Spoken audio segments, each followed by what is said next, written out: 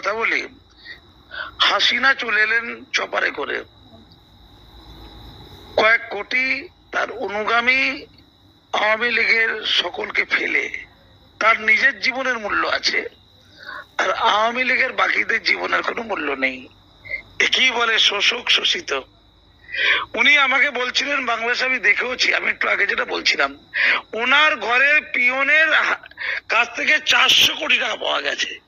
উনি নিজে বলছিলেন, লজ্জা পাচ্ছেন বলতে, যে পা থেকে মাথা পর্যন্ত দুর্নীতি করছেন। এবারে যে নির্বাচনটা হয়েছে, লোকসভা ইলেকশন, ওখানে মানে জাতীয় নির্বাচন, যেটা প্রত্যেকটা এমপি হয় স্বজন পোষণ নাহলে লুটের টাকা ঘুষ দিয়ে হয়েছে, ঘুষ দিয়ে। আমি নিজে তার প্রমাণ, আমার কাছে প্রমাণ আছে তার।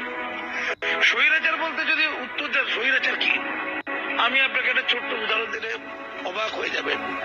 আমি যখন পদ্মা সেতুর উদ্বোধন হলো বছর 2 আগে, আমি সস্ত্রীক বাংলাদেশে বেড়াতে গিয়েছিলাম।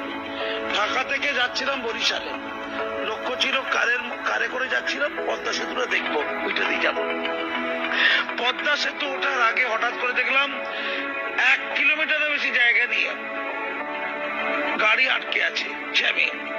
জানলাম কি ব্যাপার, না হাসিনার ছেলে, বড় ছেলেরা কি ছেলে যায় না, জয় নাম তার, সে আমেরিকায় থাকে, সে নাকি পদ্মা সেতু দেখতে এসেছে। তখন বেলা 11টা বাজে, অফিস আওয়ার। হাসিনা তার দলবল নিয়ে তাকে পদ্মা সেতু দেখাচ্ছে, গাড়িকে জ্যাম করে, গাড়ি আটকে,